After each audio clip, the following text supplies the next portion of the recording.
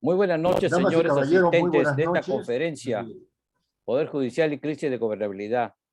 Mi nombre es Arturo Landaure González, gerente general de la empresa Oviedo y Landaure Consultores, y le doy la más cordial bienvenida. Es indudable que el Poder Judicial juega un rol determinante en la estabilidad social, económica y política de nuestro país.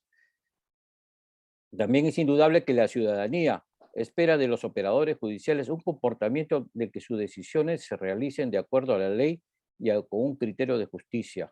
Sin embargo, en la aplicación de la ley en los ámbitos constitucionales, civil, administrativo y especialmente penal, el deseo de justicia se reduce a la impotencia por decisiones inadecuadas de los jueces y otros administradores de justicia. Pero si bien estos comportamientos tienen lugar, sus explicaciones son altamente preocupantes. En la visión de un imaginario social, se encuentra normal explicar la actuación de los fiscales y jueces no solo en razón de tal vez beneficios monetarios por la parte de un litigio, además porque esos jueces y fiscales también testigos son objeto de amenaza no solo de sus personas, sino de sus familiares. La sensación principal del ciudadano es que la ley no es igual para todos, que los grandes delincuentes gozan de beneficio y que tanto los fiscales como los propios jueces no buscan aplicar la ley, sino velar por su seguridad y sus intereses. Estamos, pues, y así lo revelan las encuestas, ante un poder judicial deslegitimado debido a su pérdida de institucionalidad, lo cual incide fuertemente en la gobernabilidad de un país donde la cooperación entre los poderes del Estado se ve dificultada por la idea de que el poder judicial debe estar sometido a los intereses del gobierno de turno. Y si el Poder Judicial se encuentra en ese estado, el comportamiento anómalo es ilegal, no puede ser objeto de sanción y coacción, y las faltas ante el ejercicio de la autoridad se ven como normales. La sociedad cae en la anómina. La doctora Marisol Pérez Tello ciertamente posee no solo la formación académica para abordar un tema como el que hoy nos convoca, sino además la experiencia política de haber sido no solo congresista de la República, sino además ministra de Estado. La consultora Oviedo Landaure expresa su agradecimiento a ella por haber aceptado nuestra invitación y a todos ustedes por acudir a este recinto de debate plural y respetuoso. Dejo el uso de la palabra al doctor José Oviedo. Adelante, José. Bien, muy buenas noches. Después de escuchar las palabras de don Arturo Landaure, quisiera hacer algunas apreciaciones sobre nuestra expositora. En primer lugar, Marisol Pérez, ustedes saben que es abogada, ¿verdad? Ella tiene estudios de posgrado en la Universidad Católica, ha obtenido un doctorado en la Universidad San Martín de Porres, ha sido ministra de Justicia, ha sido congresista de la República, ¿no? Ese digamos, recorrido de carácter intelectual y político lo conocemos todos nosotros. Pero yo quisiera referirme a ella de una manera personal, ¿no? Conozco a Marisol Destello desde probablemente 1984, ¿no? Eh, este, ella era en ese momento alumna de la Universidad San Martín de Porres. En realidad yo siento una especial satisfacción de que ella haya aceptado tener una conversación con nosotros sobre un tema que realmente es un tema preocupante en el país, entre otros temas, pero este es un tema altamente preocupante, ¿no? Las relaciones del Poder Judicial con la gobernabilidad, ¿no? Con la gobernabilidad del país. Y en lo personal estoy muy contento de tenerla aquí, ¿no? Y la dejo con ustedes para que puedan escucharla. Marisol, el micrófono es tuyo. Muchas gracias, José. En primer lugar, agradecer a la consultora en general y a ti en particular por este espacio. Venimos buscándolo hace mucho tiempo. Lamentablemente, cada día es más complicado que el otro, pero creo que estos espacios no pueden dejar primero de existir, y después uno no debe dejar de participar en ellos, porque te permite, en primer lugar, escuchar a otros, y eso siempre enriquece el punto de vista personal. Quiero solamente hacer una precisión, y es que nos conocemos desde el 89. En el 84 todavía estaba en el colegio, pero Okay. solamente para que las sumas y restas no me jueguen en contra. pero no, mentira. Está bien, Agradecerles está bien. porque Pepe y yo tuve la suerte de ser su alumna y que él me enseñara algo muy lindo, que es poesía. Teníamos un No, taller de literatura con un grupo de jóvenes en la universidad, en la época de la política universitaria también había espacio para la magia y para el romanticismo y para el sueño que te regala la poesía. Así que la vida después nos volvió a juntar en el Congreso de la República en el año 93, si no me equivoco, cuando yo era practicante y él ya trabajaba. Y después, ya cuando entré al Congreso, él era un asesor destacado y pude contar con su compañía, apoyo, respaldo, orientación, consejo, serenidad, paciencia, en una comisión investigadora muy difícil, que fue la comisión investigadora Martín Belaúnde de los, en el que él estuvo ahí para orientar mis pasos. Así que muchas gracias. Nunca he tenido la oportunidad de hacer, de darte las gracias en un espacio gracias. público, querido José, querido Pepe, pero agradezco mucho esa tranquilidad y serenidad con que ves las cosas más difíciles. Muchas gracias por eso.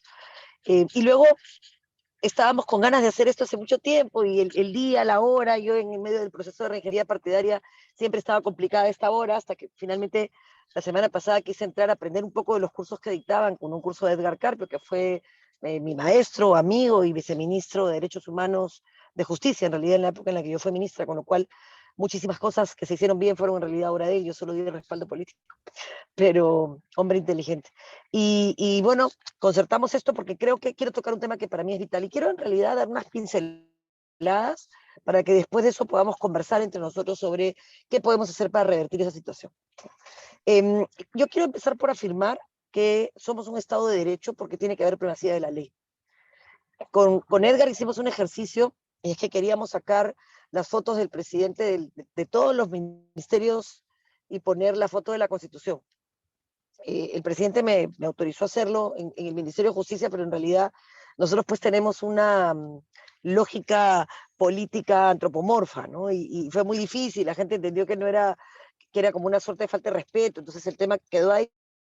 Sí, pero el mensaje que queríamos enviar y que es lo que yo quiero poner hoy sobre la mesa es la importancia de la Constitución y cuáles son las cosas que funcionan y cuáles son las reglas que deben respetarse cuando hay un marco constitucional, que es la ley, no es la voluntad de uno ni la voluntad de muchos, no es la imposición autoritaria y dictatorial de ninguna persona o grupo de personas, es la ley. Y la ley termina siendo y por eso su importancia, el límite del ejercicio del poder. Claro, este debate que estamos haciendo tiene que ver con Inostroza. Inostroza es una consecuencia de no haber entendido la importancia de un sistema de justicia que tenga filtros, que tenga canales para identificar delincuentes, canales para identificar malos elementos, que los hay en todas partes. Hay buenos políticos, buenos periodistas, buenos jueces, malos jueces. Generalizar siempre es injusto, pero el sistema tiene que ser eficiente. Y el gran problema del sistema de justicia no solamente son inostrosas, sino que el sistema permite que gente como él se recicle. Y eso es lo que hay que corregir. Pero por otro lado, los ciudadanos no entienden la importancia del sistema de justicia. Cuando nosotros intentamos poner en agenda parlamentaria el tema de justicia, la gente asociaba poder judicial con juez corrupto y no entendía que un sistema de justicia eficiente tiene que ver con la vida diaria, tiene que ver con el proceso de alimentos que le da el alimento oportuno a un niño, a un menor de edad, y que puede evitar que este niño tenga anemia, desnutrición, y con eso no pueda competir en igualdad de condiciones con otros niños, que tiene que ver con el juicio laboral en el que puedes exigir el dinero que te corresponde o puedes impedir que un empleado aprovechado pretenda generar ingresos allá donde no le corresponden, puedes recuperar una casa cuando el inquilino no te paga o puedes evitar que te quiten una casa cuando alguien te quiere robar. Es decir, la justicia tiene que ver con nuestro día a día, con nuestra vida, con que las reglas que hemos adoptado para vivir en sociedad y en comunidad limiten el abuso de la posesión del otro y garanticen esa cuota de libertad que hoy tengo y esa otra cuota de libertad a la que he renunciado para vivir en sociedad adquiera sentido. Y yo creo que ese es el gran problema de nuestro país, que no entendemos la importancia de la justicia y la importancia de la ley y que sentimos que primero podemos burlar la ley, segundo no hay una cultura de la denuncia porque cuesta mucha plata, porque demora mucho tiempo y porque finalmente terminas denunciado. Eso ya está en una de las historias de los viajes de Gulliver como una cosa que no es un problema exclusivo del Perú. Quiero aterrizarlo al problema nacional. Nosotros tenemos un problema en el sistema de justicia que se recoge por primera vez en términos de solución en el Seriajus. Es decir, fue el primer diagnóstico que hicimos de manera nacional en el que dijimos esto no va más, año 94. A partir de ahí se fueron implementando de manera aislada algunas de las respuestas que planteó Seriajus, y después de eso se fueron dando esfuerzos de reforma aislados, en los cuales el Poder Judicial, por ejemplo, creaba una alternativa de respuesta para el Poder Judicial y le ponía un nombre, y la Fiscalía, el Ministerio Público, creaba otro y le ponía otro nombre, o creaba una Fiscalía contra la trata de personas, pero no había un juzgado contra la trata de personas porque no conversaban. Tampoco conversan. Hoy, por ejemplo, yo tengo 40 personas privadas de libertad en Castro Castro que ya cumplieron sentencia. ¿Y por qué no salen en libertad? Dirán ustedes, porque no tienen la sentencia física para poder iniciar el proceso y recuperar su libertad después de haber cumplido una condena, ¿no? Quiero ir de lo general a lo específico, que es el tema de la reforma, y luego hablaré de algunos de los problemas que están identificados para terminar en el problema de la crisis de gobernabilidad. Después de este esfuerzo de Seriajus, se dieron otros esfuerzos hasta que más o menos en el periodo 2015, lo que había en el CNM ya era tan evidente, y el problema de los jueces y de los fiscales era tanto que todos los planes de gobierno 2016 incluyeron una reforma del CNM y una reforma del sistema de justicia. Todos los planes, algunos con mejor desarrollo, otros con desarrollo más ineficiente, pero había, digamos, una coincidencia en el mundo jurídico y en el mundo político de que era necesario esa reforma. Cuando tuve la oportunidad de ser ministra de Justicia, convoqué a Carmen Rosa Villa Quintana. Les ruego que escuchen ese nombre porque ella es en realidad el éxito de este esfuerzo, ¿no? Yo creo que uno tiene que saber rodearse de gente mejor uno y buscar a los mejores en cada tema. Bueno, ella era la mejor. Venía de ser la representante de Naciones Unidas para Centroamérica en Derechos Humanos, actualmente es relatora de Naciones Unidas para Desaparecidos, y había sido la segunda de CICIG, la Comisión para la Reforma del Sistema de Justicia en Guatemala. Carmen Rosa fue la que lideró, yo respaldé políticamente, por supuesto, lo que se llamó el Acuerdo Nacional por la Justicia. Yo cometí un error, que lo reconozco, y es que no cacareé, que yo en verdad estoy bien ocupada trabajando y no estaba, digamos, sentí que lo importante era hacer cosas y no estar preocupada por cuánto podía redituarme políticamente, si lo hacía o no. Pero quiero compartir eso con ustedes, invitarlos a revisar el esfuerzo, porque se hicieron 16 reuniones con las cabezas de los poderes del Estado. Es verdad que una de esas cabezas era una persona que había tenido una investigación, pero no importaba porque era la institución la que estaba comprometida. La cabeza tenía que ir, pero la institución se comprometía. Logramos un montón de cosas, nos reunimos en Arequipa, tuvimos allá un retiro de 4 días para hablar solo de la reforma del sistema, estuvimos en Washington, en el BID. Moreno dijo que era la primera vez que se reunían los presidentes o las cabezas del sistema de justicia en Washington. Estaba muy contento de poder financiar lo que para nosotros era el punto de partida, que era el mapa de la justicia. Es decir, ¿cómo está la justicia en Perú? ¿Cuántos procesos hay? ¿Dónde hay? ¿Por dónde están las trabas? ¿Cuántos jueces hay? ¿Dónde están? ¿Cuántos jueces tienen que ser cambiados? Para que tú pudieras tomar decisiones de Estado con información, con data. ¿Cuántos defensores públicos hay? ¿Cuántos procesos se quiebran porque no va la defensa? Todo eso estaba encaminado, finalmente se frustró, ustedes saben lo que pasó en el país, en fin, salió un presidente, se hizo un proyecto que convocaba a la ciudadanía, que fue la Comisión Wagner, que tomó lo que nosotros habíamos hecho, hizo una relación de temas que debían ser resueltos. Luego vino el presidente, vamos a decir, vicepresidente, que fue presidente, y convocó algo fuera del marco de la ley. Entonces, con mucha presión ciudadana se logró incorporar esto en el Acuerdo Nacional, y terminado el periodo anterior, convulsionado, con problemas, con 4 presidentes, con las calles tomadas, con crisis de corrupción, con los presidentes investigados, en fin, todo lo que ustedes saben, no se los tengo que contar, se llegó a un acuerdo maravilloso que podrían invitar ustedes al doctor Neira, al juez supremo Neira, que él lo podría explicar sin problemas. Se logró un acuerdo entre partidos políticos, sociedad civil representada por CONFIEP, por las sociedades de empresarios, por las iglesias, y en ese acuerdo nacional se identificaron 9 temas. El último gran trabajo de quien fuera el defensor del pueblo antes y el último ministro de Justicia del quinquenio anterior, Eduardo Vega, fue sistematizar todos los intentos de reforma de justicia que habían y dar una ley. Esa ley nosotros la habíamos impulsado, finalmente dio forma y hoy es una norma que crea una suerte de un consejo de coordinación del sistema de justicia. Este consejo de coordinación, lamentablemente, lo impulsa el ministro de Justicia. hacer una denuncia en este espacio, porque estas cosas hay que decirlas. En estos 8 meses de gobierno no ha habido una que hay que superar los problemas de gobernabilidad que tiene el país, no tienen un espacio que ya fue creado por ley porque no han sido convocados por el ex ministro de Justicia, hoy Premier. Eso es un problema porque lo que claramente se ha identificado que tiene que ver con la gobernabilidad del país, que impacta en que seamos un Estado fallido y que tiene una receta que ha sido consensuada por todos los miembros del sistema, ha sido finalmente detenido y podemos sufrir serios retrocesos en todas las leyes que se han aprobado. Sí, se implementan mal, hay abuso de la prisión preventiva, pero se han ido creando normas que nos permiten combatir la infiltración de la política, del narcotráfico en la política, del crimen organizado en la política, en fin. Y no hay nada de eso. ¿Por qué era necesario y por qué todos los que estábamos en ese espacio llegamos al consenso de que o adoptábamos las medidas o el país no era viable? Por una sencilla razón.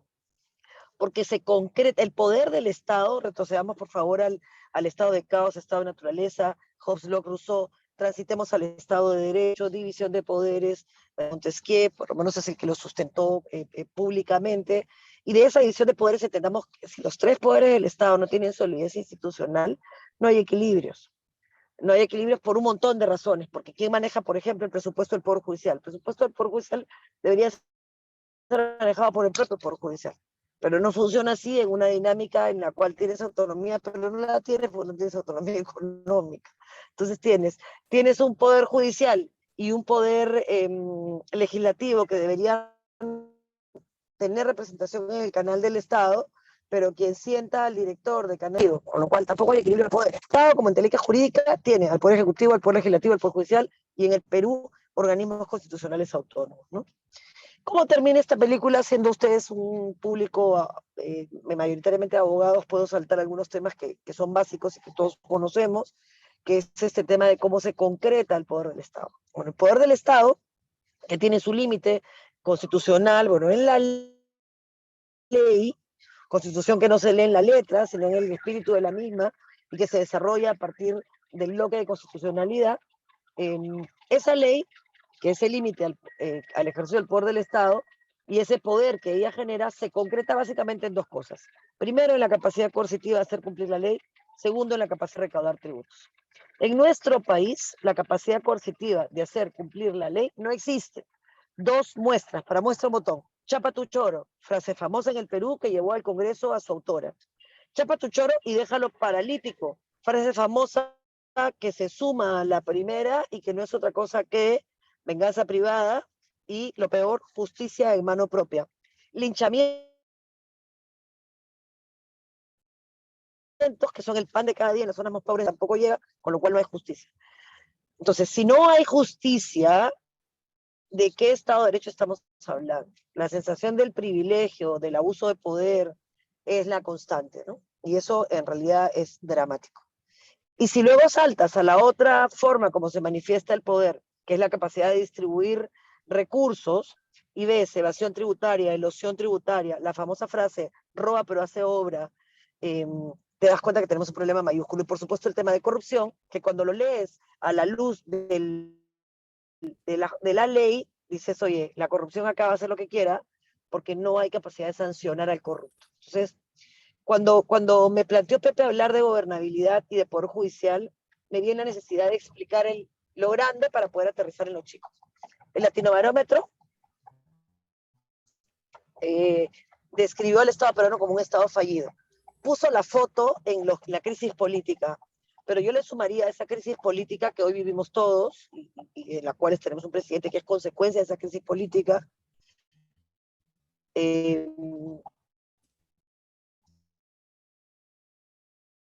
también una crisis judicial. O hacemos algo legislativo, del ejecutivo y en menor grado, pero también del poder judicial. O hacemos algo en serio, nos tomamos en serio esto, empujamos la reforma del sistema, más allá de nuestras diferencias políticas, entendemos que hay mínimos comunes, nos damos cuenta que de 7 miembros del tribunal, 1 ha muerto, y de los 6 ya cumplieron mandato, bueno, 1 ya falleció, que en la Fiscalía de la Nación, en el Ministerio Público, solamente hay 2 jueces supremos, falta nombrar a los demás, y no se puede elegir fiscal supremo. tendríamos que ponernos a pensar si no hemos dejado o hemos descuidado la pelea que hay que hacer por la justicia, por la verdadera justicia, la que hace que en realidad seamos hombres y mujeres libres. Es una introducción general que quiero dar y a partir de eso te propongo, Pepe, que podamos escuchar a las personas que quieren intervenir y enriquecer esta presentación general en la que yo les pido que adquiramos perspectiva, ¿no? La justicia no son los presos emblemáticos, la justicia no es Fujimori ni fue García que se suicidara, no. La justicia es el día a día, es el todos los días. Ellos son víctimas en muchos casos y en otros casos gente que se ha aprovechado del sistema de justicia, pero es mucho más que el preso emblemático. Cuando nosotros hablamos de la cárcel y vemos el indulto y solo pensamos en Fujimori y no en los enfermos que tendrían que haber sido indultados oportunamente para morir en su casa, nadie merece morir en prisión. Digo que no ponen en riesgo al país. Nos damos cuenta que estamos pensando mal el sistema, ¿no? La justicia no es venganza, pero la misericordia termina donde empieza la justicia. Con esos conceptos tendríamos que manejar un sistema de justicia que en realidad permitiera que la ley fuera quien, como límite al ejercicio del poder del Estado, pero también como el justificante de nuestra renuncia a la libertad voluntaria, al ser ciudadanos, tuviera sentido. Así que los invito a reflexionar sobre esto, a pensar todos juntos, a ver cómo podemos ayudar a generar estos foros de debate donde pongamos la importancia, donde están las cosas importantes, y a que nos demos cuenta que el Perú es responsabilidad de todos y que nadie puede sentirse excluido de este llamado a la acción y clamor que nace de un país que creció de último de la tabla, primero de la tabla, pero que fue el que tuvo la tasa de mortalidad más alta en la primera hora del COVID. Algo hemos hecho mal los políticos, pero el problema de los gobernados, de los gobernantes, también es un problema de los gobernados. Así que hagamos ciudadanía, que es lo que podemos hacer ahora. Por supuesto, invitarlos a hacer política, que yo creo que es un deber, y siempre están invitados en cualquier partido, con respeto, para encontrar caminos de desarrollo para nuestro país, y asumamos como abogados o como parte de este espacio de pensamiento jurídico que la ley hay que respetarla y hay que defenderla, y esa es una tarea que tenemos todos. Muchas gracias, Pepe. Muy bien, muchísimas gracias, Marisol. En realidad, las ideas que has vertido a lo largo de tu intervención dejan varios ámbitos no solamente de preocupación, sino de necesidad de ser aclarados, ¿no? Y necesidad de que se viertan algunas posibilidades de acciones sobre esto, ¿no? ¿Alguien desea hacer uso de la palabra respecto a la disertación de Marisol?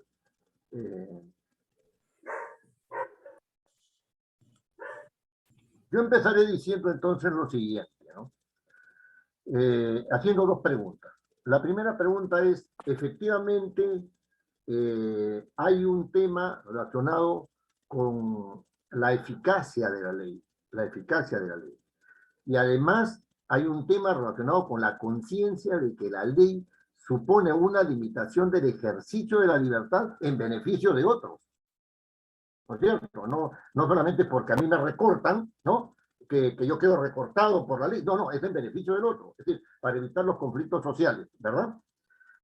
Entonces, la primera pregunta es, ¿a qué se debe este deterioro de esta conciencia de la ley? ¿No? Es una primera pregunta. Y la segunda pregunta está relacionada más bien con la institucionalidad del Poder Judicial. Bien ha señalado Sol que han habido varios intentos, ¿no es cierto? Y de esos intentos ha surgido algo que es de especial importancia, que es esta famosa coordinadora del Sistema Nacional de Justicia, ¿no es cierto? Esta Coordinadora Nacional de Justicia no ha sido convocada en los 7 meses, ¿no? Y eso es una denuncia que cabe relevar, ¿no? No ha sido convocada en estos 7 meses por el señor presidente de la República. Entonces, en realidad, ¿qué es lo que se está pretendiendo? Porque nosotros hablamos de que existe una desintegración del Estado, y cuando hablamos del Estado nos referimos al Poder Ejecutivo. Y cuando decimos que el Poder Legislativo no funciona, decimos que el Poder Legislativo está integrado por personas indeseables, etcétera, etcétera, etcétera. ¿Y el Poder Judicial qué decimos?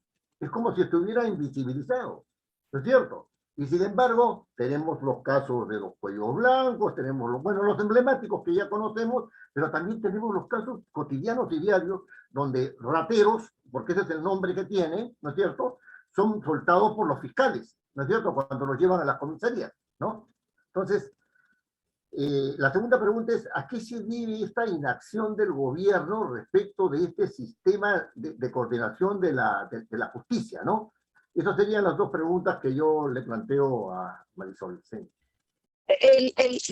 Intentaré responder la primera, que es una pregunta profundamente filosófica, ¿no? Yo creo que tiene que ver con la falta de conciencia de que la libertad genera responsabilidad.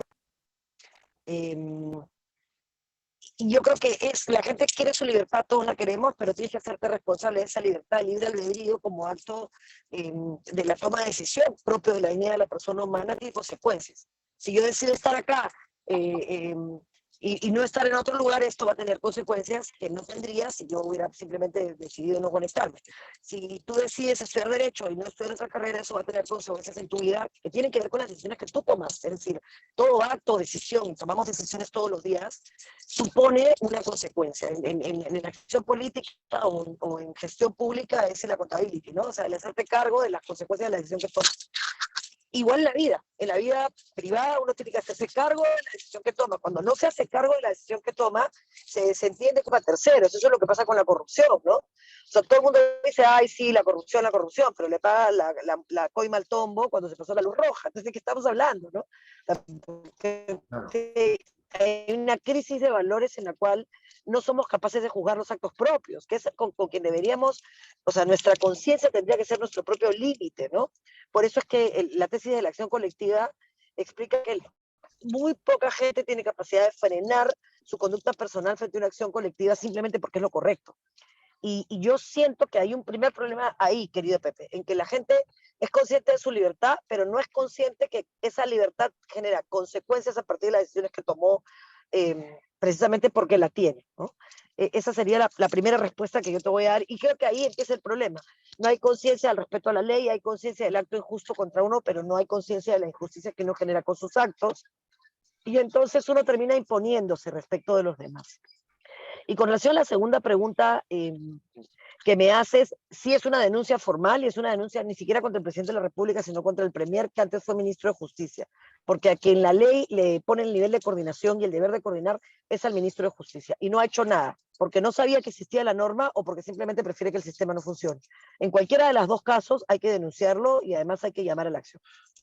Muy bien. ¿Alguna otra pregunta que se le quiera hacer a la doctora Marisol Pérez, a quien yo cariñosamente la llamo Marisol? ¿Me permites, por favor? Don Ernesto Gamarra, siga usted.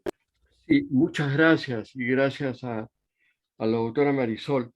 Yo encuentro que el problema fundamental es el desconocimiento de lo que ocurre en la Administración de Justicia. Yo tuve oportunidad de leer, no todos, pero varios de los planes de gobierno de los candidatos en esas últimas elecciones y ninguno de los planes de gobierno demostraba conocer cómo funcionaba el Poder Judicial y menos, por supuesto, el Ministerio Público. Eso me hacía acordar a alguien que decía que en el Perú el libro El Proceso, la novela El Proceso de Kafka es literatura costumbrista. Y lo digo a propósito de que el tema, por ejemplo, de la ley orgánica del Poder Judicial, es una ley que ya tiene sus años, ha sufrido muchas modificaciones, pero nadie se atreve a enfocarla globalmente y a modificar esa ley orgánica que tiene artículos realmente que parecen broma, porque nunca se han cumplido, y otros artículos modificados que tampoco se han cumplido. Es decir, la ley orgánica del Poder Judicial no ha sido materia de un trabajo concienzudo. Es tan así, Perdón, creo que el motivo por el que no se ha modificado la ley orgánica del Poder Judicial, que es pieza clave y fundamental en la administración de justicia, es por el temor que muchos sienten de que si se modifica esa ley y se afecta los derechos de magistrados, van a tener conflictos con jueces, vocales y fiscales. Y, por ejemplo, una sola referencia quiero hacer. Hay un artículo, me parece que es el 256 de la ley orgánica, en uno de sus incisos dice que los vocales supremos ganarán un sueldo igual al de los senadores y diputados. Y después hubo una modificación, porque claro, como se eliminó el Senado y los diputados pasaron todos a ser congresistas, se tuvo que modificar y se añadió algo así como que los vocales supremos se reajustarán siempre de acuerdo al reajuste que se hagan los congresistas. Pero en la práctica, ¿qué ocurre? Que los vocales supremos ganan 41.000 soles y los congresistas 15 o 17. De tal manera que ni siquiera en ese artículo se cumple. Y ese artículo es de suma importancia porque, a diferencia de lo que ocurre en el mundo entero, el desbalance entre lo que gana o la desproporción entre lo que gana el que tiene el cargo más alto en el Poder Judicial y el que tiene el cargo más bajo, hablemos del vocal supremo y del secretario judicial o especialista legal, es de 10 o de 20-1, cuando en países como Suecia, Noruega, esta diferencia es de 2, 3 y máximo de 5-1. Entonces, ahí quiero dejar mi humilde reflexión por ahora. Muchas gracias, Marisol. Gracias, Ernesto. Muchísimas gracias. Marisol, ¿algún comentario sobre la intervención de don Ernesto Gamarra? Bueno, don Ernesto, agradecerle, ¿no? Yo creo que usted ha dado en el clavo. El tema de la homologación de los sueldos de los magistrados es una pelea que se hace en cada presupuesto, ¿no? Y claro, cuando tú enfocas la pelea en eso y no la pelea en las cosas importantes, ¿no? Hoy se está peleando, por ejemplo, también el tema en la Junta Nacional de Justicia sobre la ratificación de jueces y fiscales, ¿no? Yo siempre he planteado que esa ratificación no puede pues tomarle a un juez o un fiscal 6 meses cerrar un expediente para ratificación. Lo que deberías hacer es tener todas las sentencias colgadas para que primero sean públicas y a partir de eso tú escoges la sentencia que quieres y te fijas si respetaron o no respetaron los estándares de convencionalidad y de legalidad y constitucionalidad. Pues claro, tú armas el expediente, básicamente estás haciendo la sentencia para tu ratificación y no estás haciendo un ejercicio profesional que pueda calificar sobre la base de cualquiera de los actos que hiciste durante tu acción. Y además le estás quitando a un sistema de justicia que tiene un problema de sobrecarga gigantesca la atención y la concentración de parte de un juez o de un fiscal porque está preocupado por su ratificación. Entonces ahí habría que corregir el proceso de ratificación en la forma y en el fondo. De acuerdo completamente con usted en el tema de la diferencia del sueldo del Supremo y el sueldo del juez y del provisional. Sí siento que han habido esfuerzos sinceros, lo digo de corazón porque lo he visto, o sea, sería mezquino de mi parte no reconocer el esfuerzo sincero que se hizo, primero por transparentar sentencias, pero yo creo que hay algún problema entre el diseño de la norma y su aplicación. Les puedo hablar de un montón de ejemplos, pero les diré los que más me frustraron, ¿no? El tema de la expulsión de extranjeros. ¿Por qué era importante expulsar a un extranjero que había cometido delito? Porque ¿para qué te quedas con él acá? Su familia tenía que venir, era un costo altísimo para el Estado, el proceso de resocialización no se cumplía por la lejanía, tenemos problemas de hacinamiento, expúlsalo. Expúlsalo o traslado, o haz temas de traslado. Yo saqué 3 charters del Perú para España y para Colombia. 3, no 1, 3. No se ha hecho otro. Cuando yo salí, después de 2 meses salió el 4, pero porque lo habíamos impulsado. Pero claro, tuve que entrar en todo el proceso, porque la norma estaba desde el Congreso. ¿Qué pasaba? Que en la letra chica, el fiscal no quería exonerar de pago la reparación civil. Si sumabas, todo es narcotráfico. Lo que perdía el Estado en mantener esa persona ocupando un espacio, generando todas las complicaciones que generan, porque todos tienen CIS, necesitan seguridad, era mucho más económico para el Estado regresarlo a su país. Pero así como esa norma, muchísimas normas existen y no pasa nada. Por ejemplo, hoy hice un testamento en la tarde para una persona de 86 años. que ya tiene una sentencia favorable para cobrar, en un juicio que le hizo a la ONP. Tiene 7 años tratando de cobrar ese monto. Y ya los pensionistas y los jubilados son un tema que está fuera del debate, pero que están ahí, que son probablemente los que más sufren el sistema de justicia. Claro, contra la 2530, la 19990, todos los cambios que han habido, un poco que el tema va quedando ahí, entonces se entra en un juicio gigante y cuando lo ganan no tienen cómo hacerlo efectivo, ¿no? Y no existe una capacidad del sistema de justicia de satisfacer esa necesidad de justicia del ciudadano. Y cuando tú llegas a ese punto, si a eso le sumas que tienes autoridades que esconden la plata en un water o que roban, para no hablar de este caso, sino en general, comienzas a perder la fe en el propio sistema, en el propio Estado. Cuando eso pasa, pierdes todo el concepto de ciudadanía, súmale la falta de educación cívica y otro tipo de, un montón de situaciones que hay, la crisis de valores, y entonces nos encontramos en una sociedad como la nuestra, indiferente, que no se compromete, y el sistema de justicia no es otra cosa que el reflejo de esa sociedad, donde hay buenos buenísimos y pésimos, y los buenos a veces son aplastados y perseguidos porque los malos se colocan estratégicamente. Yo leo un libro sórdido, lo tienen que leer cuando tengan el espíritu en alta, con mucha tranquilidad, porque es un libro de Saramago, que se llama Ensayo sobre la ceguera, que te refleja un poco cómo en un punto ya no ves, ¿no? Hoy hay una película hollywoodense que la pone en un lenguaje mucho más simple, menos que no es literatura, que es No mires arriba, ¿no? O sea, cuando hay una cosa que está ahí, que te está diciendo acá estoy, acá, es el fin del mundo, soy un meteorito, y no queremos verlo, ¿no? Es lo que ha faltado, lo que ha pasado ahora, lo que está pasando con Rusia y Ucrania, que no es una cosa que nació hoy, que, digamos, puede ser el inicio de una tercera guerra mundial, hay que decir las cosas como son, y una tercera guerra mundial cambiaría el mundo tal y como lo conocemos, esperemos que eso no suceda.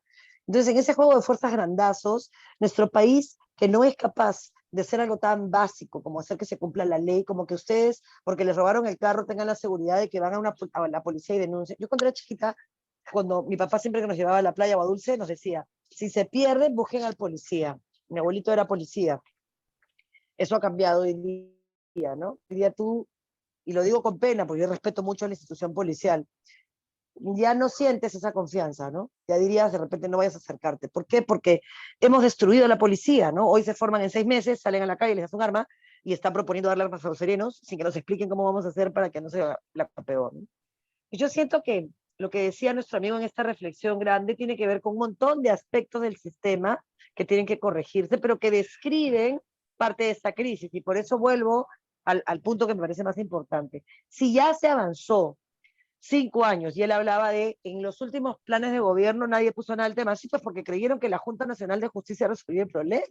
La Junta Nacional de Justicia es uno de los miembros del sistema, pero tienes el Poder Judicial, tienes el Ministerio Público, tienes el Ministerio de Justicia, tienes el INPE y tienes el Consejo Nacional de la Magistratura, tienes el Tribunal Constitucional que nunca se ha querido sentir parte del sistema porque dice que es última instancia, que eso no tiene nada que ver, porque no estás hablando de casos en particular, sino de cómo haces que el sistema converse, ¿no? Entonces sí, creo que hay muchos problemas y creo que tenemos que volver a poner el tema en la agenda para que la gente entienda que se necesita primero invertir en justicia. O sea, no puede ser que el Código Procesal Penal no haya terminado de implementarse, ¿no? Y todos los años lo prorrogan y lo prorrogan, cuando lo que se necesita es una inversión suficiente del Estado, porque eso, la justicia genera rentabilidad.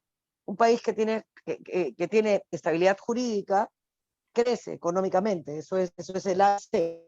O sea, el punto de partida para la democracia se soporta en los pilares de institucionalidad, de seguridad jurídica, que por supuesto trasvasa seguridad física y de ejercicio ciudadano. Entonces yo creo que estamos haciendo acá un súper esfuerzo por 2 de los 3 elementos. En realidad, ejercicio ciudadano, participación en la vida del país.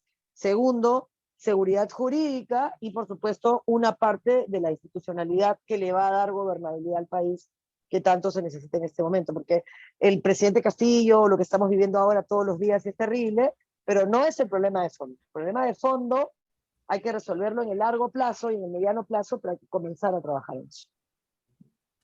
Bien, ¿hay alguna otra pregunta que El señor Gerardo Espinosa se pide el uso de desee la hacer a palabra, la ¿ya? doctora? Perfecto, don Espinosa Gerardo, pide la palabra. tiene usted uso de la palabra. Muy amable, buenas Buenas noches. noches. Disculpe, ¿me escuchan? ¿Me Muy escuchan? bien, lo escuchamos muy bien. Ya. agradeciendo el tema y volviendo al punto, hay una preocupación del sistema judicial. Yo soy presidente de la AFEBAPON, la Asociación Pensionistas de la Fuerza Armada y la Policía. Tenemos nosotros juicios que datan desde el año 2004 y hasta ahora no se soluciona. Y son gente, personal de la Fuerza Armada y la Policía, por coste de vida de movilidad, recorte de pensiones, que ya prácticamente están muriendo. Ya, y los deudos también se están extinguiendo. ¿Y cuándo van a gozar de esos beneficios? Cuando el Poder Judicial duerme en sus laureles, no hay avance de los juicios. Más aún ahora con la pandemia, no hay atención, todo es virtual. Entonces, ¿cómo queda el pueblo?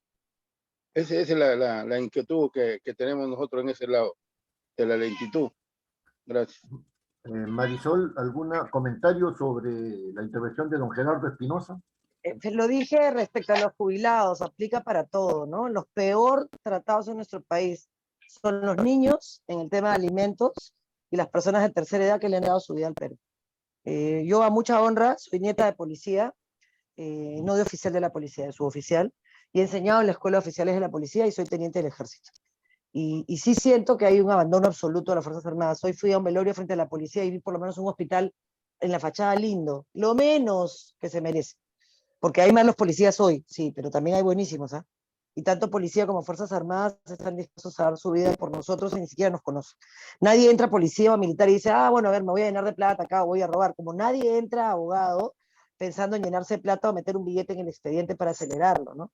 ¿Qué pasa? Entras al sistema y ese sistema te genera una corrupción, un subsistema de corrupción a todo nivel que hay que erradicar. Y hay que erradicarlo día a día, primero con nuestra conducta, con la conducta propia, y después empezar a reclamar los esfuerzos institucionales serios que se han hecho. En el tema que mencionaba el amigo, primero yo lo felicito a Gerardo por ser parte de este esfuerzo de encontrar justicia. Y si yo puedo ayudar en algo, por favor, cuente conmigo, por lo menos para decirlo. Porque sí siento que estamos olvidando grupos de personas que no encuentran por dónde reclamar, ¿no? Y la acción colectiva es siempre lo mejor. Cuando se canaliza correctamente, ¿no? Cuando tú comienzas a poner un tema en agenda, el político responde. Y si dejamos que los temas en agenda sean tonterías de todos los días y no los temas de fondo, esos temas no se van a resolver nunca, ¿no? Entonces tenemos deudas de la reforma agraria que son deudas de pensionistas que son deudas. Y si tú no puedes confiar en un Estado que asuma su responsabilidad económica respecto de, por ejemplo, el pago de una pensión, entonces estamos complicados, ¿no? Amén de un montón de problemas adicionales que tiene la policía o las Fuerzas Armadas por el tema de administración de justicia, ¿no? De acuerdo con don Gerardo, justicia que tardan no es justicia. Y los mecanismos alternativos de justicia que se generaron para acelerarla, la conciliación, el arbitraje, también se han ido distorsionando en el tiempo, ¿no? Recordemos, por favor, todas las denuncias que hubieron sobre los arbitrajes que gestionó Odebrecht. Pero no es que la figura esté mal, es que su aplicación o su implementación no tuvo candados que asegurara que se cumplieran con los objetivos. Pero hay que seguir, don Gerardo, así como usted no se rinde y se organiza y escucha los problemas, intenta buscar soluciones, esa es la tarea que nos toca hacer a todos, desde el problema que conozcamos, que generalmente no es el problema de uno, sino el problema de muchos, y sobre la base de eso intentar solucionar uno a la vez. Lo que no podemos hacer es rendir. Muy bien. ¿Alguna otra intervención respecto de la disertación de la doctora Marisol Pérez? ¿Me permiten otro punto? ¿Quién habla? Don Gerardo. Sí. Continúe usted, continúe. Hay otra preocupación, lo dejo bien claro. Los gobiernos de las últimas 3 décadas vienen enfrentando al pueblo con la Fuerza Armada y la policía, y lo tienen en total abandono. Habló de tercera edad, yo les digo a los congresistas que estoy visitando y les expongo esta situación, y entonces les digo que no son tercera edad, más de cuarta edad. Ahora, cuando digo el abandono es en cuestión salud. En cuestión salud, el Estado asigna un 9% para el sector salud de los sueldos. Sin embargo, a la Fuerza Armada y a la policía, sin darse cuenta, los tienen relegados años con el 6%. Por eso es que colapsan en cuestiones de servicios médicos. Ahora, se tiene conocimiento de que este gobierno tiene la intención de subirlo al 11%, pero tampoco no se acuerda de la Fuerza Armada, no los están considerando. Casualmente, el que habla, la institución que tenemos nosotros con el FRENIPOL, Frente Nacional Militar Policial, conjuntamente con la Gerencia General de Salupol, de la Sanidad de la Policía, el gerente es el doctor Renzo Zavala, estamos en esa inquietud viendo un proyecto que ya tenemos 2 congresistas que están preocupados en que cuando tengamos el proyecto para hacerlo saber, ellos lo van a regendar en la medida que puedan, pero respetando la famosa independencia de poder. Lamentablemente, eso es lo que nos dicen ellos. Ahora, nosotros no vamos para que nos den la razón si no la tenemos, sino que como cada congresista en cada comisión tiene un representante, pues ese representante es el que tiene que ver las situaciones, en este caso de nosotros, y llevar para que corra. Pero eso es muy importante porque ahorita, por ejemplo, ¿quién más colapsa? Es la policía. Nosotros, yo soy marino, la marina está un poquito mejor porque nosotros aportamos. La ley nuestra dice gratuito por nuestra modalidad de trabajo a familiares. Acá no, nosotros los marinos aportamos el 10% para medicina de esposa e hijos y el 30% para hospitalización y intervenciones jurídicas, quirúrgicas. Y eso es lo que necesitamos nosotros, que haya eco, lo ha dicho bien claro la doctora. Entonces, lamentablemente o afortunadamente voy a tener que tratar de enlazarme con la señora, ahora doctora, y ver para que haya eco ante la ciudadanía. Gracias. Sí, claro, ese es un punto muy importante. También en mi experiencia, don Gerardo, uno realiza una serie de acciones, etcétera, y elabora proyectos de ley, pero si no hay una difusión, ¿no es cierto?, de la solución de una necesidad a través de los medios, generalmente la presión es muy escasa, ¿no? La presión para que se apruebe es muy escasa. Sí. ¿Alguna otra persona desea intervenir? Si me permite, Perdón, Marilu Rizo.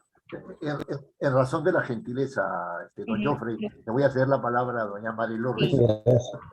Disculpe usted, doctora Marisol Perezello. Quería hacerle de repente una inquietud, un alcance. Primero me quiero presentar, soy Paz, presidenta de la Asociación de la Policía Femenina del Perú.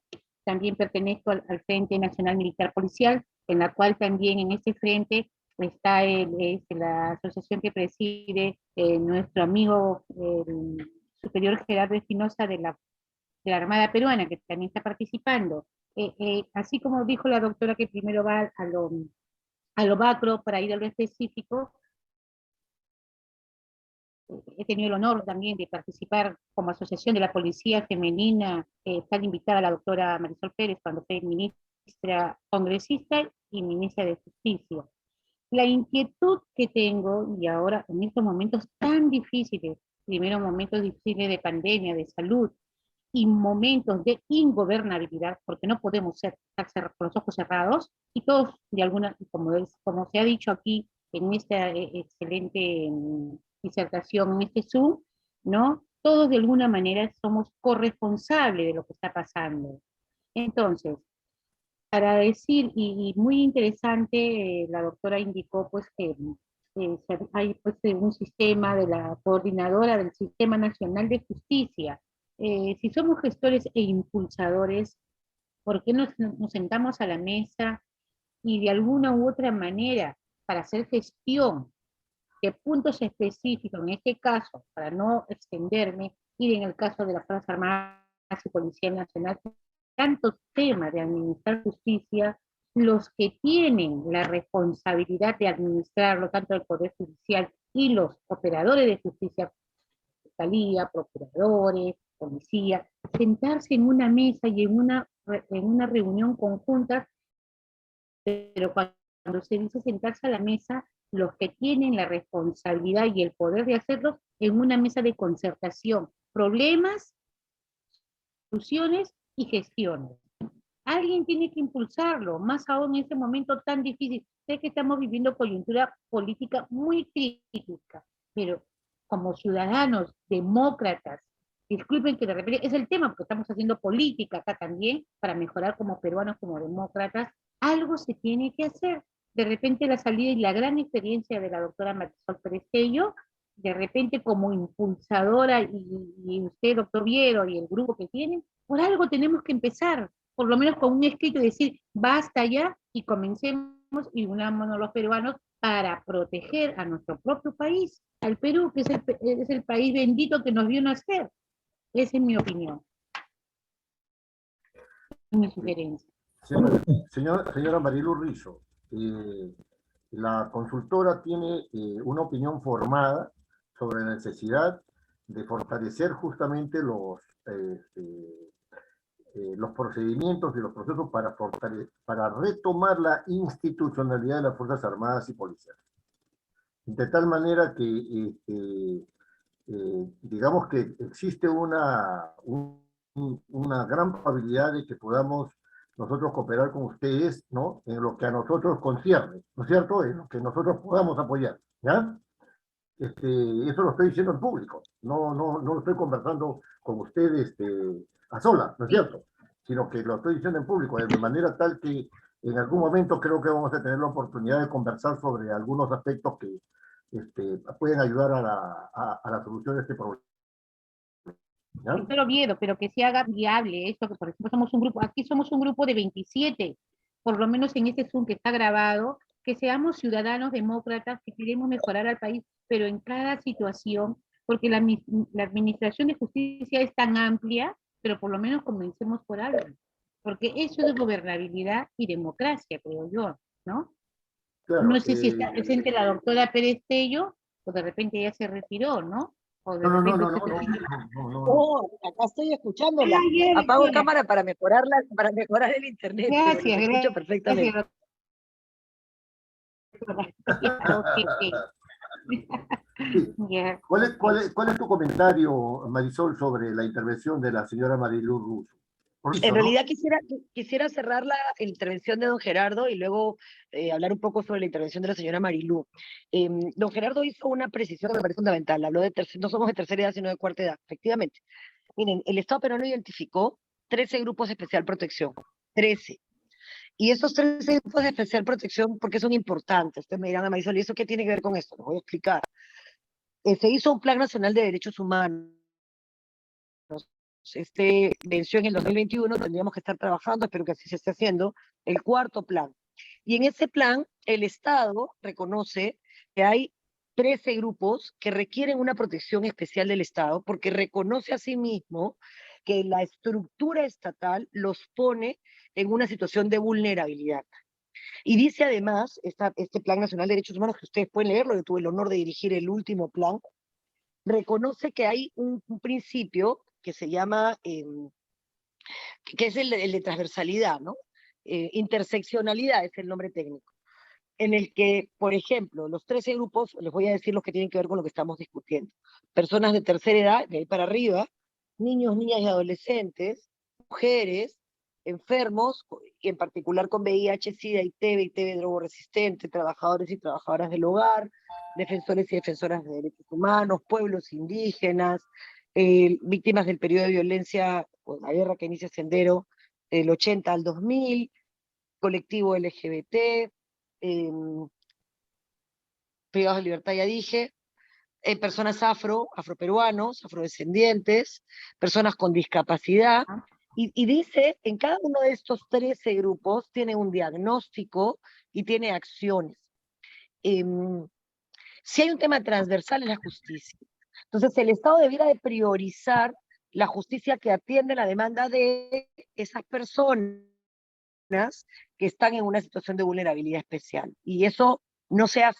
El Papa en la última encíclica que escribe, que se llama Fratelli Tutti, hace un cambio muy interesante y cambia esta opción preferente por los pobres, que es lo que se incorpora en Medellín hace muchos años, después del Concilio Vaticano II, y dice, hay que tener una opción preferente por los últimos, los descartados de la sociedad.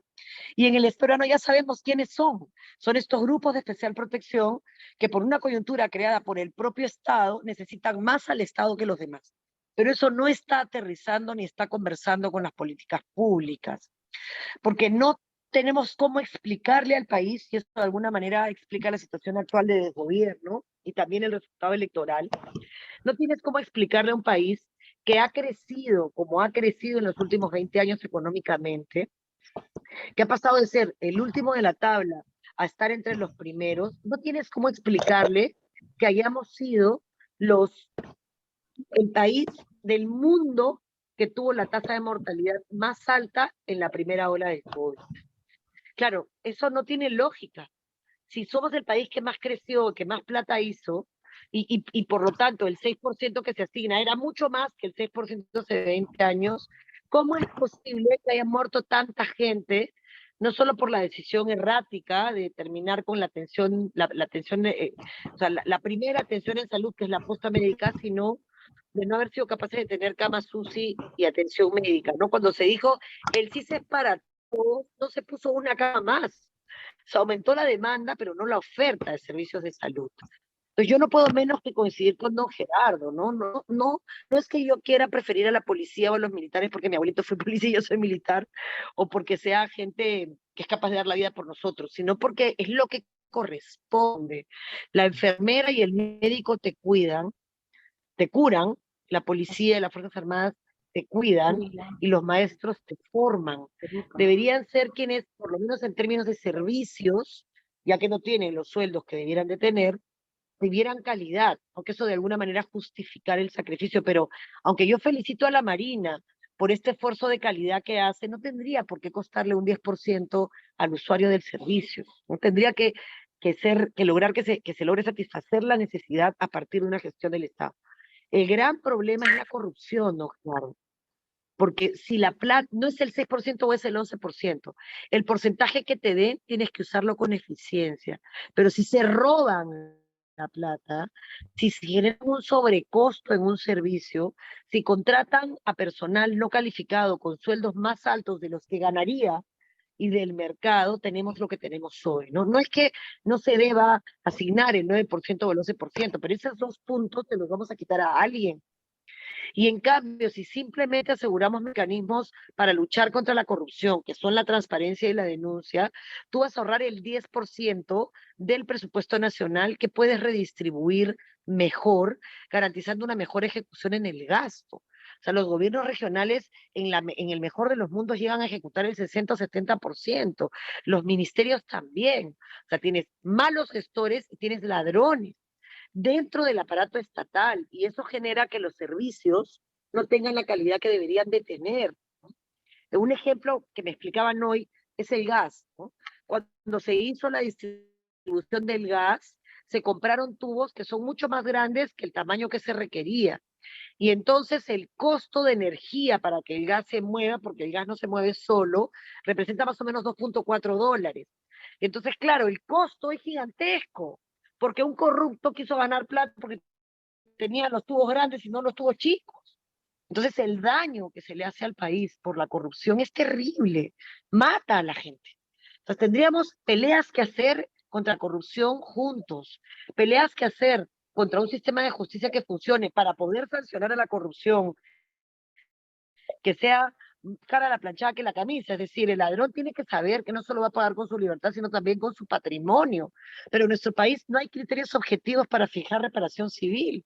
O sea que en la práctica el procurador es el que termina decidiendo porque se le ocurre cuánto es lo que corresponde para el Estado. Y es muy fácil pagar una coima en ese extremo de un proceso judicial. Entonces está en medio de todo el dolor que esto significa, está todo por hacer. Y yo creo que eso también es una oportunidad.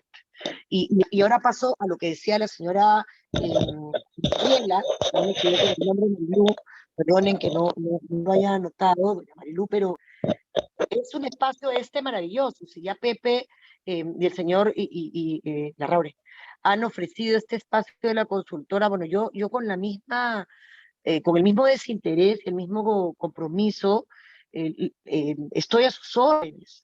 O sea, sí podríamos empezar por una carta que documente la situación de la familia militar policial en el tema de salud, y ese documento podríamos circularlo y podríamos generar firma de adhesión, haciendo que la gente reflexione un poco, no sobre el mal militar o el mal policía, sino sobre el buen militar y el buen policía, que los hay, cientos de miles.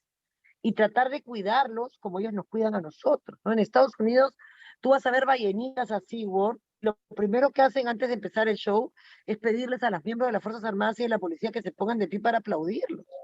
En Colombia, pues en las paredes pintadas, no grafitis reclamando anarquía, sino grafitis de un policía o de un miembro de las Fuerzas Armadas que dice, estoy aquí dispuesto a dar mi vida por ti y ni siquiera te conozco. Y acá hemos perdido la capacidad de sensibilizar a la gente sobre la vocación de servicio detrás, que hay detrás de un hombre o una mujer que deciden dedicarse a una profesión en la cual saben que salen de su casa, pero no saben si regresan. Si recordamos y sensibilizamos a la gente y hacemos el trabajo de explicarlo y de explicar cuál es la situación final de un policía que dio su vida honestamente en términos de acceso a la salud o en términos de pensiones, podemos activar a esta apatía ciudadana que nos está llevando a guardar silencio frente al insulto o que nos está llevando a marchar en un momento de COVID en el que yo creo en las marchas, siempre he marchado, pero tengo una mamá de 84 años, no puedo arriesgar su vida, no puedo. Ya la arriesgo todos los días yendo a trabajar porque tengo que comer, no puedo arriesgarla más.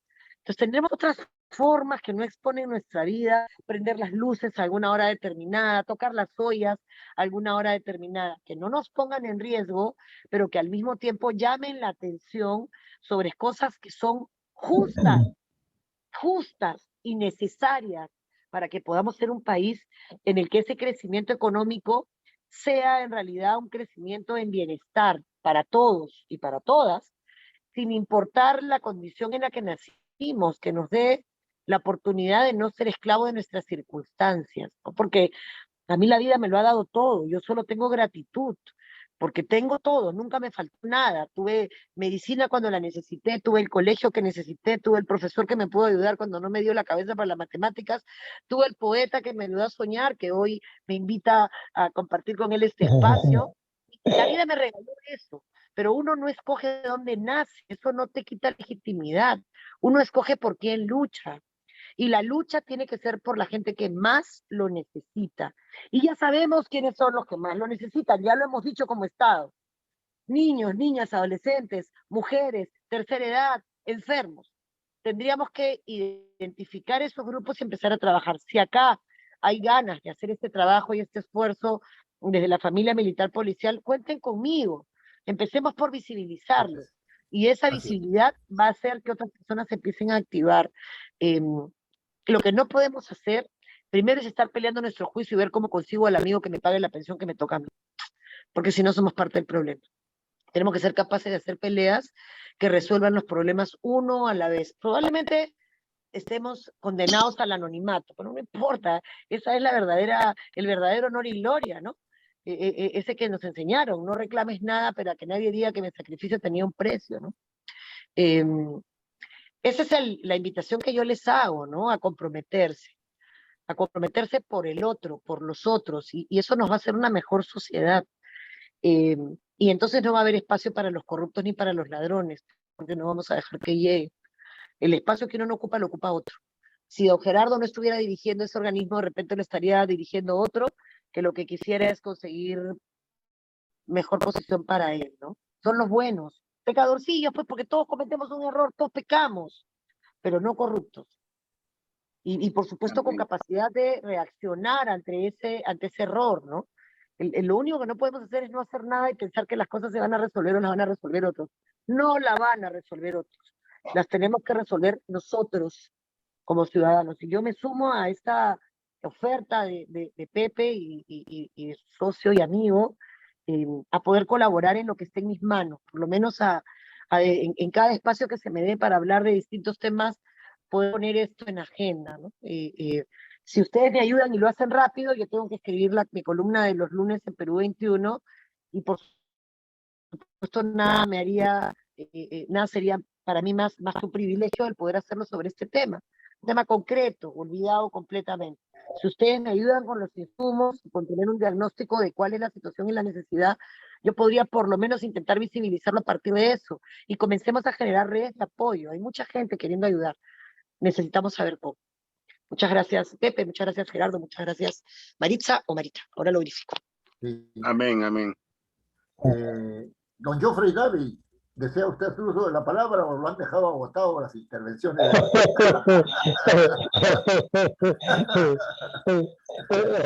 Realmente debiera guardar silencio porque con la avalancha de ideas que han surgido, pues debiéramos darnos por felices.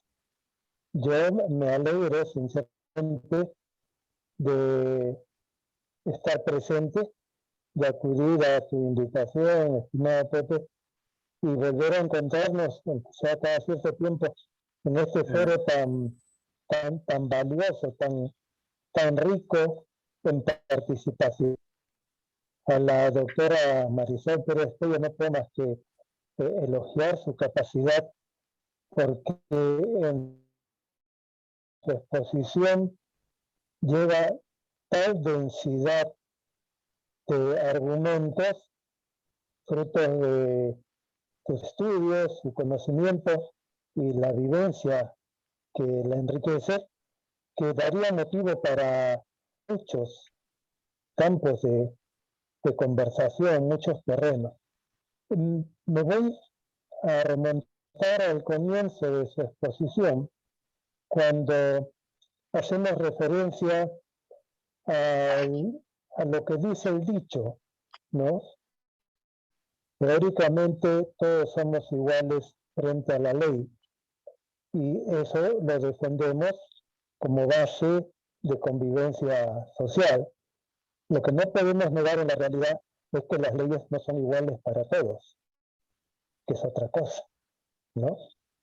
También hemos aterrizado en un camino muy condensado en el tema de la coordinadora del Sistema Nacional de Justicia, Así es, punto importante. donde mencionamos que durante 7 meses no se ha convocado a esta coordinadora, que ya tiene fuerza de ley, que ya tiene argumentos para existir en público. Mi comentario iría más bien con respecto a que necesitamos en algún momento partir de la realidad, y nuestros análisis y diagnósticos que sabemos hacer y a los que nos hemos venido acostumbrando a lo largo de la vida y generación tras generación, nos pasa casi lo mismo, que para cuando estamos listos para tomar acción, ya el análisis y el diagnóstico se hicieron viejos, ¿no? O ya encontraron la forma de que caigan en el abandono. Y respecto a esto de la coordinación, yo diría que lo que pasa es que, así como decimos que en el mismo territorio peruano, en nuestra patria, existen 2 o 3, entre comillas, estados, ¿no? Que dan lugar a campos de la justicia para uno y otro estado, y de normas escritas y no escritas para uno y otro campo. Y también existe la realidad de la coordinación bajo la mesa.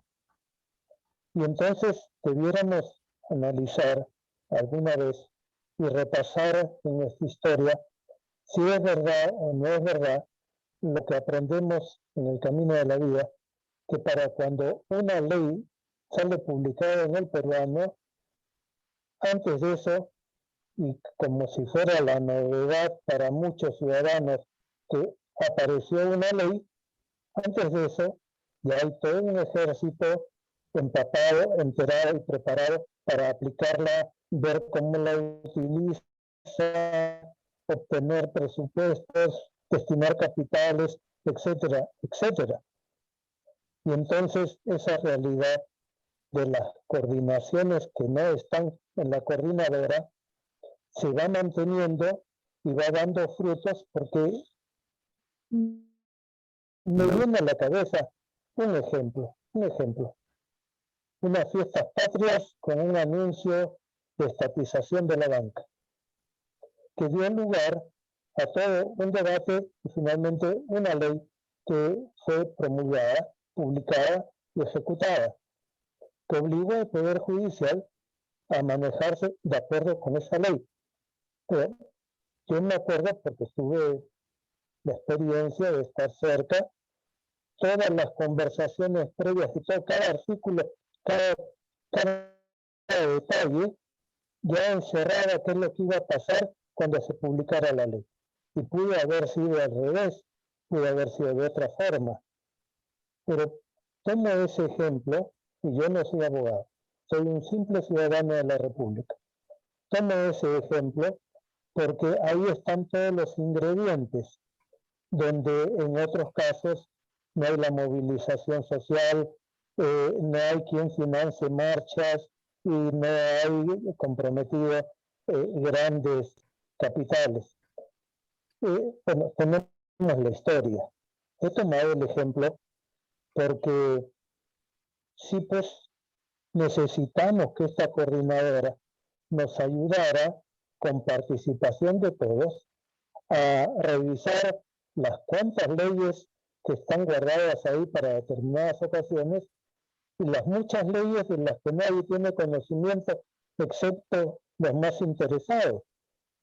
Porque en las épocas de Roma, los llamados patricios no podían ser patricios si no conocían de las leyes romanas. Y a los esclavos no les quedaba otro que creer, pues, que si el dueño les decía que le iban a dejar libres y peleaba en el Coliseo y salía vivo, no había otra ley para ello. Nosotros hemos llegado ahora y un poco más estamos en la misma, con la diferencia que ni los patricios están preocupados por la ley que debe regir, sino por la alternativa. Yo agradezco a la doctora esta exposición que abre campo para que nuestros anfitriones se animen a invitarla muchas veces y ir ampliando diversos temas. Muchas gracias, José, por la extensión. Muchas gracias. Marilu, ¿algún comentario sobre la intervención de Geoffrey Ravel? Cuando dices Marilu, ¿dices Marisol entonces estaban juntas para mí en la pantalla. Marisol. Sí, Marisol. Sí. Geoffrey, te agradezco mucho la reflexión, ¿no? En realidad, solo añadiría una cosita en el tema de estos diagnósticos, ¿no?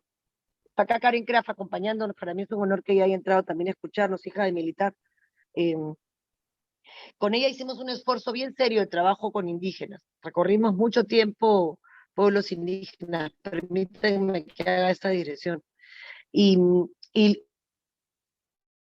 los pueblos indígenas decían algo, mira esto, también distinta a la nuestra, ¿no? Decía, la primera, yo llegué corriendo, pues por supuesto, llegaba corriendo, al final no nos dejaron salir, nos retuvieron, ¿verdad? Nos secuestraron, nosotros no dijimos nada porque no queríamos un escándalo nacional, estábamos un poquito más preparadas interculturalmente para entender que eso significaba una retención para ellos, no un delito, no nos quedamos. Y llegaron dos personas mayores, que una persona mayor, muy mayor, en realidad un pueblo indígena puede tener entre 50 y 60 años, y comenzaron a hablar en aguajún. Yo tenía la suerte que había ido conmigo un congresista que era aguajún y él nos hacía la traducción, y ellos decían, los occidentales siempre son iguales, ¿no? Vienen los mestizos, vienen corriendo, siempre están corriendo y pretenden entender y resolver un problema de 40 años en 5 minutos. Eso fue un cachetadón, pues, ¿no? En reversa, ¿no? Yo dije, tiene razón, o sea, esto, por supuesto nos quedamos, nos escuchamos. Claro, el problema lo podías entender, pero la gente necesitaba que entendieras cómo ese problema afectaba su vida. Yo creo que nos hemos olvidado de relacionar el diagnóstico. Los políticos estamos estudiando siempre cómo decir las cosas mejor, muy preocupados en cómo damos el mensaje y nos hemos olvidado de qué va destinado, ¿no? Y de cómo esa persona sufre por una situación concreta que tiene que corregirse. Y cómo esa persona se cree expectativas y te cree una y otra vez, aunque empieza diciéndote no te creo porque siempre me mienten, en el fondo, muy en el fondo te cree. o llegas a un lugar y la gente te dice, ojalá que regreses, porque no han regresado en los últimos 30 años cuando han ido a pedirle el voto. Y nos olvidamos del destinatario. Entonces yo sí creo que estos espacios de reflexión tienen que hacernos entender que la gente sufre cuando las decisiones el Estado no las toma a tiempo, ¿no? La falta de atención médica o de buena calidad de atención médica en los hospitales de la policía ha significado cientos de muertos en el tiempo del COVID, que no era justo. No era justo para nadie, por supuesto. Y la otra reflexión era lo que ellos decían sobre los diagnósticos que hacíamos los mestizos, entre comillas. Decían, cobran un montón de plata para hacer diagnósticos. Y entonces, durante 4 meses y medio o 5 meses se escriben diagnósticos. Y vienen al pueblo indígena 5 días. ¿Por qué mejor no vienen acá 4 meses y escriben su informe en 5 minutos? Porque necesitaban eso que les estoy explicando. Entender cómo afecta que, por ejemplo, en Pozzoteni se haya puesto un tambo, que es un espacio donde se dan todos los servicios del Estado, que tenía un cañito, se corrieron todas las cañerías para poner un cañito. Si la gente que diseñó ese tambo supiera que las mujeres de Pozzoteni caminan durante 20 minutos para subir un balde de agua, que es lo que pueden cargar, seguramente hubieran puesto no un cañito, sino un grupo de cañitos en el que le hubieran cambiado la vida a esta comunidad. Pero nos hemos olvidado del destinatario. Le cuento esto a Gerardo, Marilú, porque, señor Joffrey, porque escucharlos, claro, te anima a hacer cosas, porque a veces la política se divorcia de la razón de ser de la misma, que es el servir, ¿no? Uno tiene que servir, tiene que resolver problemas, si no, no sirve. Sentarse en una mesa a decir todo lo que hay que hacer y no hacer nada, tampoco sirve, para nada. Más que hay catarsis, ¿no? Tratamiento, pero no resuelve. Entonces yo quiero invitarlos a una cosa concreta, ¿no? En el tema que ha sido tocado por todos hoy, que podríamos hacerlo juntos si se animan. Hagamos una carta a la Comisión de Justicia, firmémosla a todos nosotros. Ya yo podría ponerme de acuerdo con mi amigo Pepe y decirle, ok, firmémosla virtualmente o la corremos por estos sistemas virtuales que son rarísimos, pero que los puedes firmar, y pidámosle a la presidenta de la Comisión de Justicia que invite al ministro a que exponga por qué no se ha reunido, qué cosas se han hecho sobre la base del acuerdo y de las responsabilidades que tienen, porque además la ley establece incluso plazos, ¿no? Yo creo que sería una gran contribución a que el ministro tenga que verse obligado, si es que no sabe si lo estamos enseñando, y si es que sí sabe, estamos diciendo y nos estamos dando cuenta. Y además activas al Poder Judicial y a los demás miembros del sistema a que hagan lo propio y convoquen. Dejo ahí la oferta. Pepe tiene una pluma maravillosa, yo lo puedo ayudar. No dudo que sin duda la constructora pueda hacer perfectamente ayudarnos con esta primera redacción, y luego yo me comprometo a circularlo y a correrlo, no por mi PPC amado y adorado solamente, sino por todo el que quiera asumir un compromiso. Creo que tenemos que hacer pequeñas cosas que puedan hacer grandes cambios. Y don Joffrey, ratifico la oferta inicial sobre el poder en el tema militar policial, describir un poco la situación actual, ¿no? Creo que tenemos que comenzar a hacer esas pequeñas cosas porque los problemas de nuestro país se están acumulando y eso está haciendo que la gente entre en desesperación. Y la desesperación siempre es mala consejera, porque eso, sumado a la frustración, te lleva rápidamente a la violencia, ¿no? Física, que ya es la peor de todas, o verbal, que lo vemos todos los días en internet y en las redes, ¿no? Y decía Isaac Asimov que la violencia física o verbal es el recurso de los incapaces. Y nosotros somos gente capaz, ¿no? Estamos acá un día de semana dedicándonos un par de horas a discutir y a escucharnos, a hablar sobre la justicia y la gobernabilidad. Y ya solamente eso demuestra un interés por la cosa pública. Yo creo que podemos dar un pasito más. Y por supuesto cuentan conmigo, ¿no? Para eso y para todo lo que ustedes necesitan. Yo no soy una analista política. No me gusta ser analista política porque yo soy un actor. Por supuesto, respeto muchísimo a los analistas políticos, me dan luces. Yo soy un actor político. Entonces, no puedo escuchar lo que escucho y decir, bueno, sí, esa no es mi chamba, ¿no? Toda es mi chamba. Así que, si puedo ayudar, por favor, cuenten conmigo. Y si no puedo ayudar porque ustedes creen que no puedo ayudar, denme las armas para yo tratar de darme cuenta si puedo o no puedo, pero no me pidan que no haga el intento de hacer la pelea, ¿no? Porque siento que hay que hacerla. Una a la vez, no para buscar liderar al centro, es una tontería. En un momento político como el que vivimos ahora, con elecciones municipales y regionales, el que pretenda robarse la representación de alguien va a ser pato de feria. Así es, Acá lo que hay que hacer es así es. trabajar y comenzar a resolver problemas uno a la vez, y que esa movilización ciudadana comience a animar a otros a usar canales institucionales, porque es la única manera que hay de fortalecerlos. Así que nada, muchas gracias por eso y por todas las reflexiones. Muchas gracias. ¿Hay alguna otra intervención que se desea hacer respecto de la exposición de la doctora Marisol Pérez? Casi me equivoco de nuevo y digo Marilú Pérez. Marilu. Porque está la cosa de... De nuevo, José, yo quisiera, Este profesor me va a Sí, tomar. don Miguel Teixeira decía... solamente Sí, sí. un minutito. Primero, felicitarla y agradecerle a la doctora Marisol Pérez, no Marilu, Marisol Pérez, por su brillante exposición, el esfuerzo increíble de síntesis para darnos el panorama completo de qué es toda la problemática relacionada con la gobernabilidad. Yo quisiera preguntarle, ¿cuáles son las funciones con las que se creó esta coordinadora?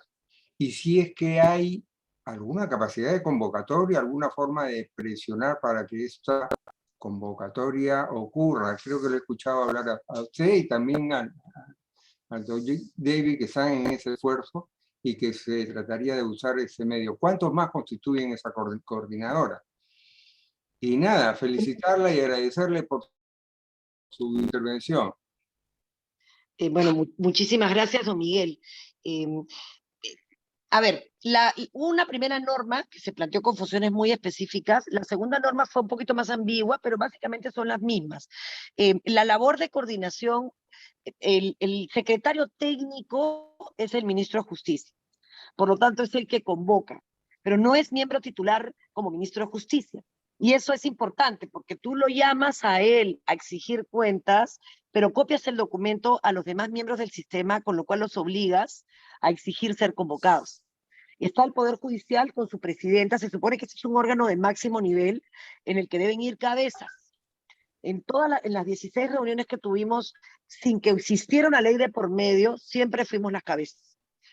Claro, al ir la ministra, obligabas a que mandara a que fuera el ministro, ¿no? Era o el presidente del Poder Judicial. Por supuesto, el trabajo técnico se hace en el nivel técnico, pero la decisión política, que es indispensable para que esto avance, se hace en el máximo nivel. Está el Poder Judicial, el Ministerio Público, la Junta Nacional de Justicia, el Consejo Nacional de la Magistratura, el Ministerio de Justicia, incorporaron al Ministerio del Interior y al Tribunal Constitucional, y el objeto de la norma es generar un espacio de coordinación para que las acciones que se toman, que impactan el sistema, tengan, aunque parezca hasta ridículo decirlo, el mismo destino, ¿no? Porque hasta el software que compran, hasta el sistema que compra el Ministerio Público no conversa con el que compra el Poder Judicial. Y yo les estoy diciendo esto porque lo he leído, no tengo la menor idea porque no es mi especialidad en términos de ingeniero, qué significa eso, pero es más o menos como que quisiéramos ir todos a un mismo destino y uno fuera por carretera y otro fuera por el mar y necesitaras darle alimento al otro. No puedes, pues. El Ministerio Público y el Poder Judicial se retroalimentan. Entonces, si el Ministerio Público decide ir por el agua y el Poder Judicial en carretera, no hay manera de pasar el alimento, ¿no? Entonces, lo que se quería hacer era que en los canales de contenido de la información se pudiera hacer interoperabilidad, ¿no? Y ese es un primer esfuerzo que requiere una inversión económica, pero esas eran las funciones, ¿no? Un espacio de coordinación de acciones que permitieran que en el norte de una justicia eficiente y eficaz se alcanzaran resultados. Yo los invito a entrar a la página del MINJUS y pongan Acuerdo Nacional por la Justicia, y ahí hay muy buenos resúmenes que elaboró Carmen Rosa Villaquintana sobre los objetivos del acuerdo, que fueron la norma original, y luego me comprometo a través de Pepe en las próximas horas pasarles cómo quedó la ley finalmente. No es una ley declarativa, establece responsabilidades y básicamente un responsable de la coordinación general en calidad de secretario técnico, que es el ministro de Justicia. Por eso es que yo los indico directamente.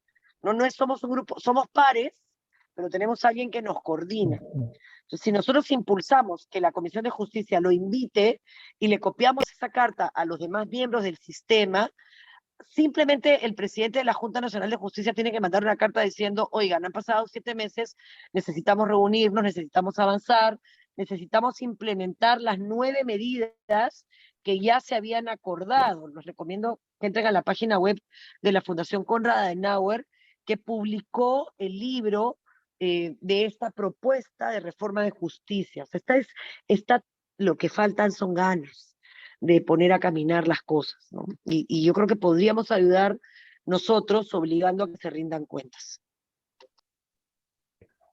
¿Saben qué? Y me voy a permitir un comentario antes de ceder el uso de la palabra a quien desee hacerla, y es que en este mundo en el cual todas las cosas están como cayendo, ¿no? Deshaciendo, donde la institucionalidad pierde cada vez más, ¿no? Aquellos rasgos propios de cada institución, ¿no? Lo que acaba de decir Marisol sobre este gran esfuerzo, ¿no? De coordinación para todo el sector justicia, es algo que se ha estado haciendo, ¿no? Yo de verdad que siento la sensación de que algo anda bien por ahí, ¿no? De que algo anda bien por ahí, porque los procesos a veces tienen sus tiempos, pero algo anda bien por ahí. Y es cuestión de reactivarlo y de establecer niveles de exigencia, ¿no es cierto?, para que eso continúe, ¿no? Me hace sentir muy bien, de verdad, en este mundo de marañas, de desasosiegos, esa información, de verdad que alentaría a cualquiera que esté interesado en que la justicia mejore en este país, ¿no? ¿Alguien más desea hacer uso de la palabra? Don Jorge Rodríguez, ¿usted no quiere decir nada? Doctor Avión. ¿Quién me habla? Elvis Portilla. Buenas noches, doctor. Elvis Portilla. Muy buenas noches, don Elvis. Qué gusto de saludarlo. Igualmente, gusto en saludarlo y aprovechar en felicitar la exposición de la doctora Marisol Pérez, y también muy agradecido a quienes hicieron posible, ¿no? A usted y al señor Arturo Landaure, a quien envío un saludo afectuoso. Y bueno, en línea de lo que están comentando la doctora Marisol Pérez y a quienes me han antecedido con sus comentarios, de igual forma yo concuerdo que el problema de la corrupción es muy grande, ¿no? Y genera mucha problemática, muchas causas, ¿no? Y donde que genera obstáculos, ¿no? Donde finalmente no podemos lograr resultados positivos que impacten en la justicia que queremos, ¿no? En ese sentido, yo creo que esta coordinadora, o así como deberían haber más organizaciones o implementarse, no sé, desde los operadores de justicia, en sí una comisión o una coordinadora que se dedique permanentemente a identificar mejoras para el sistema de justicia, ¿no? Y que elabore un plan de trabajo, ¿no? Que realice un cronograma de acciones de mejora y que sea transparentado. Y como dice la doctora Marisol Pérez, debe estar compuesta pues con profesionales, funcionarios totalmente comprometidos, ¿no? Especialistas dedicados a la implementación de mejoras. Y no solo eso, ¿no? Dispuestos a realizar cambios de impacto, ¿no? En sí, yo sé que eso, para lograr esos cambios va a requerir mucho financiamiento, pero necesitamos de esta organización de alto nivel con ese compromiso, ¿no? Yo recuerdo en una ocasión en mi trabajo, cuando asumían nuevos funcionarios, nuevas direcciones, ellos dijeron, si no me dan el presupuesto que yo necesito para realizar cambios de impacto, yo renuncio. Y es que necesitamos esa buena disposición, ¿no? Y esa para hacer una reingeniería, para obtener una efectiva gestión de justicia, que es lo que queremos. Muchas gracias, ese es mi comentario, Muchas doctor gracias, Oviedo. don Elvis. Le había dado yo la palabra a don Jorge Rodríguez. No sé si quería decir algo, don Jorge. Lo que pasa es que su micro está apagado, don Jorge. También agradecer a la doctora Marisol Pérez Tello la brillante exposición, ha aclarado un tema de mucha actualidad y yo creo que es una problemática actual por la que nosotros estamos, los peruanos de bien y lo que queremos es democracia, que haya un poder judicial que imparta justicia para hoy, no para mañana. Justicia que tarda no es justicia, lo que dice. Mis felicitaciones a la doctora y a ti, Pepe, al doctor Landauer, por este tipo de actividad, ¿no? Que ayuda mucho a enriquecer sobre todo el conocimiento y la participación y la conciencia nacional, que es lo que se está perdiendo. Gracias, Pepe, y gracias también a los participantes, ¿no? Muchas gracias, Jorge, muchas gracias. Marisol, tus palabras finales, por favor. Bueno, agradecer los comentarios finales y en realidad invitarlos a que podamos hacer alguna cosa. Le he pasado las normas a Pepe, es el consejo para la forma del sistema, todavía se llama la ley, que es la que finalmente se publicó. Y yo creo que tenemos muchas cosas que hacer. Les agradezco el espacio, les agradezco el tiempo, les agradezco el cariño. A Pepe, por supuesto, los más de 30 años y algo, 30 y pico de conocernos, esta perspectiva con el que él siempre analiza la realidad nacional, y por supuesto al señor Landauer por permitirme participar de este foro. A ambos felicitarlos por este esfuerzo de reflexión semanal de mucha calidad en el que buscamos no pues que la noticia, no ser llevados de las narices a leer una noticia que no necesariamente recoge la realidad. Yo creo que es el primer ejercicio de responsabilidad que tendríamos que asumir en un problema de gobernabilidad como el que pasa el Perú. No todo es blanco y negro y necesito un análisis más en profundidad. Así que bueno, muchas gracias y me pongo a sus órdenes para cualquier acción que deseamos hacer de manera conjunta y para recibir la información en el tema de la familia militar policial para poder escribir un poco sobre ese tema, el tema de salud y el tema que les importa, porque creo que si identificamos esos pequeños problemas vamos desatando nudos. Muchas gracias y espero verlos pronto nuevamente. Don Arturo, sus palabras finales. Muchas gracias, agradezco a la doctora Marisol Pérez Tello por su magnífica exposición, lo cual nos ha dado una realidad que tenemos con la justicia, el Ministerio de Justicia, y que nos da también pautas para poder tomar algunas acciones y no quedarnos sentados. Le agradezco bastante y agradezco a los participantes. Que tengan buenas noches. Buenas noches, buenas noches. Muchas gracias. Sí. Buenas noches. Sí, nos vamos a comunicar, nos vamos a comunicar.